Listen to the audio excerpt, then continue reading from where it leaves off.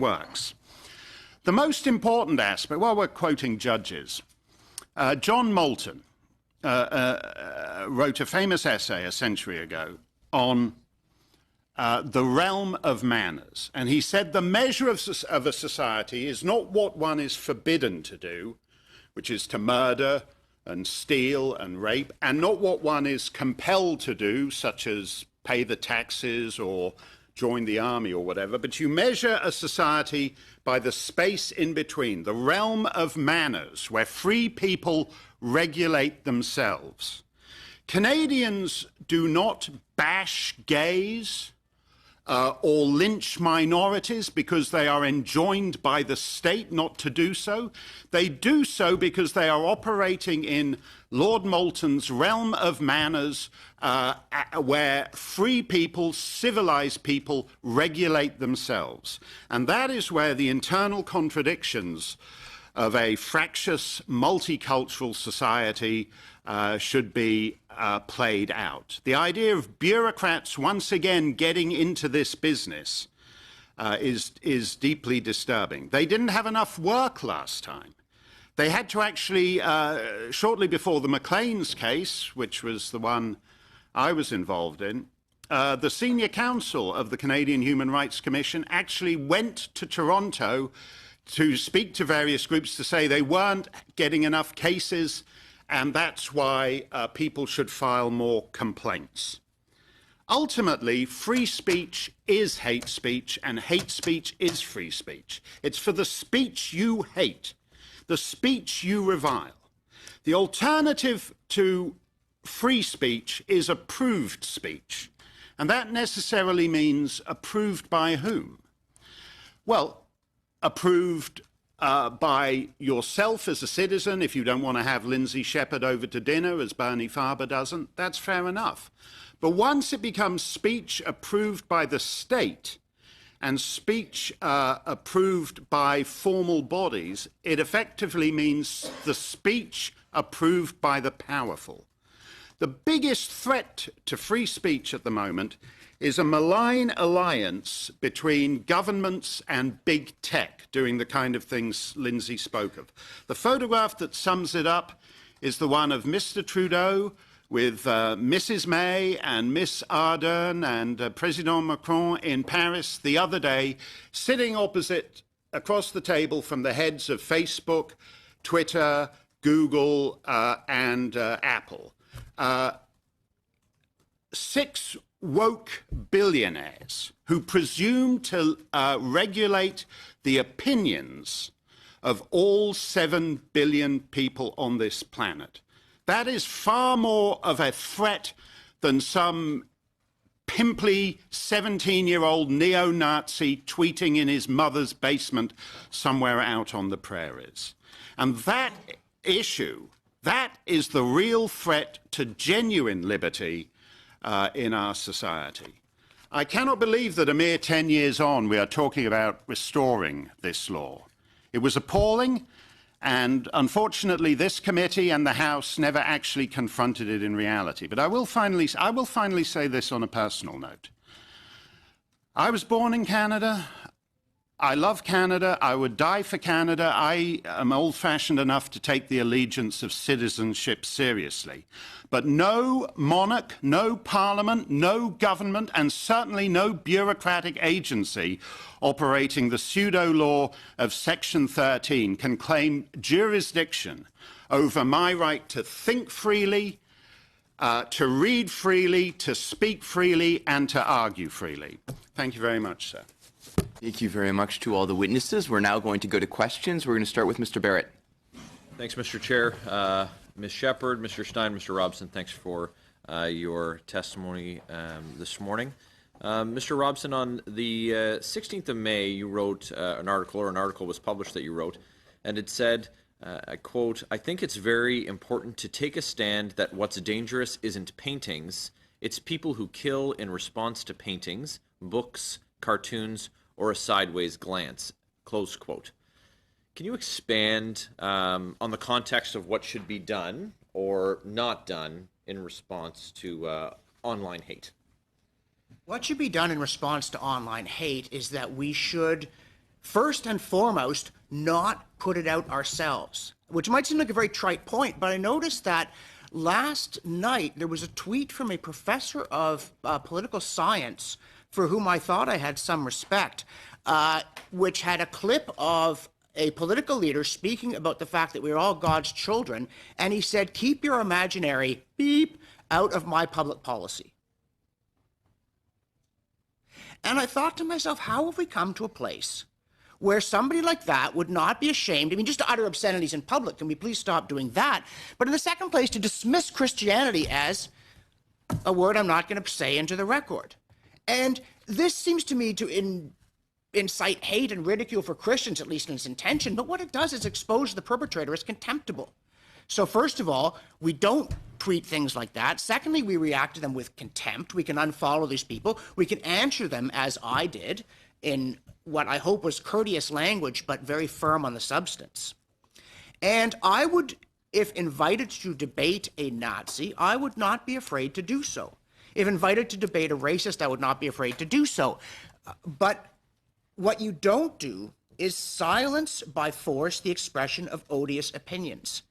And I was thinking, actually, to do with this thing about New Zealand and the manifesto, which apparently is unfit for consumption by parliamentarians, although, as with Mein Kampf or, say, Stalin's Foundations of Leninism, you need to know about this stuff because it's dangerous. In the middle of the 20th century, John Steyn was one of the most eminent magicians in the United States, and during World War II, he went around teaching American GIs how to cheat at poker. And someone said, this is the strangest thing. Why are you teaching the GIs to cheat? And Steyn said, because the bad guys already know all this stuff. And I want the guy who wants to play an honest game of poker to recognize when somebody is doing something with a deck that they shouldn't be. And again, if you think you can keep the name of that shooter or his ideas out of the dark web, you are deluded as to your powers. What we need to do when we encounter online hate is answer it indignantly, but as I say, in such a way, if possible, as to redeem the hater themselves. Because as Andrew Scheer said, we are all children of God. But if you can't redeem the hater, you can at least protect others by showing what's wrong with these ideas. And that's what we do. We don't drive them underground. We don't drive them into the places where the Nazi Party spread its message despite laws against anti-Semitism in Weimar Germany. We do not have the wisdom, do not arrogate to yourselves the power to silence speech because you don't have the wisdom to know what needs to be silenced. None of us should have that power, and it doesn't help. It simply gives hate a hiding place where conditions are propitious for it to breed and swarm out. Thank you for your response, Mr. Robson. Mr. Steyn, one of the ideas that's been raised by the committee and by the Prime Minister is, as you mentioned, the reinstatement of Section 13 of the Canadian Human Rights Act. So you had, as you mentioned, involvement in litigating this section and its subsequent repeal. Could you expand on your experience in that regard to Section 13 and the utility of legislation like that?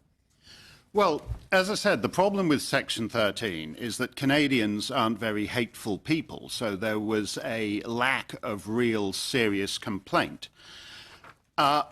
One man had his name on every complaint since 2002. A man called Richard Warman was the plaintiff on every Section 13 complaint since 2002. It's a bit like Groundhog Day for me, but I'll proceed anyway.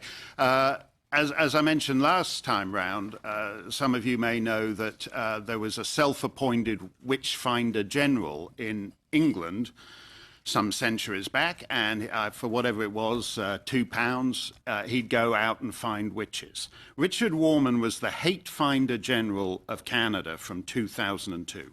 One plaintiff on every single complaint. The offending material was seen by nobody. One post that the Canadian Human Rights Commission spent years investigating under Section 13 had been viewed by 0.8 of a Canadian. Or if you include territories, 0.6713 of a Canadian, something like that. And most of those 0.6713s of a Canadian were undercover agents of the Human Rights Commission, whiling away their time at taxpayer expense on groups like Stormfront. In other words, Dean Steyn and Richard Warman of the Canadian Human Rights Commission joined neo-Nazi groups. There weren't enough neo-Nazis in Canada. So we had servants of the Crown pretending to be neo-Nazis, which is preposterous. They were aided by Sergeant Camp, for example, of the Edmonton Police, who was also a member of Stormfront. So if you are one of the 3 neo-Nazis in Canada and you go online of an afternoon thinking you'll meet like-minded neo-Nazis, you'll find that the only people on Stormfront are Dean Steyn of the CHRC, trying to entrap Richard Warman of the CHRC, trying to entrap Sergeant Camp of the Edmonton Police. It was a corrupt and indefensible racket, and I have heard nothing from the witnesses before this committee that would suggest we are any more capable today of preventing those abuses. Thank you very much. Mr. Fraser? Thank you, Mr. Chair. I'll be sharing my time with Mr. Erskine-Smith. Ms. Shepherd, I just want to discuss with you a couple of things that you mentioned in your presentation and also some activities that you've undertaken. One thing that I think is missing sometimes when we talk about free speech, it sometimes gets confused with consequence-free speech, meaning that people have to be responsible for what they do say. And I take it, I agree obviously with the point that free speech in Canada is a protected right, that it obviously is extremely important and that we cherish it, but that it is subject to reasonable limits in our charter. Consequence-free speech is something that has to be borne in mind when responsible individuals are engaging in civil society. I want to talk for a minute about a recent YouTube interview that you did with Mr. Gary Pay, and I'm sorry if I'm pronouncing that incorrectly, I'm not familiar with them. But the topic of population replacement came on. And I know you talked a bit in your presentation about whites becoming a minority.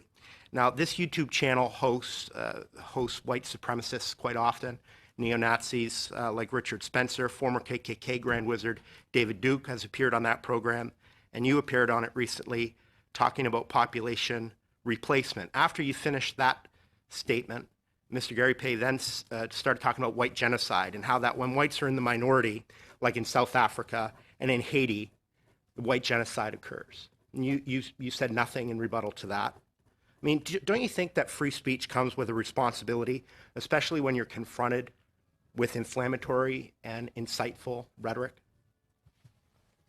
I don't think I'm here to defend my personal track record. In fact, at a previous hearing, Naseem Mithuani, one of the witnesses, was asked about her personal activities, and it deemed that that wasn't appropriate. So I'm not here to defend my personal activities. Because what we're here to talk about today is online hate. This was a video interview that was online on a YouTube channel known for espousing white supremacist, white nationalist views that you appeared on just last month. So are you not willing to comment on whether or not you believe that that interview constituted online hate in a study on online hatred? It did not constitute online hate. It was not hate speech. Have you spoken to any member of Parliament before today about your appearance here at this committee? No. Okay, I'll give my time to Mr. Erskine-Smith. Thanks very much. Eid Mubarak, everyone. There are thousands of peaceful, loving, and welcoming Muslims in my riding right now. I'm normally in Dentonia Park with them. I'm here with you instead.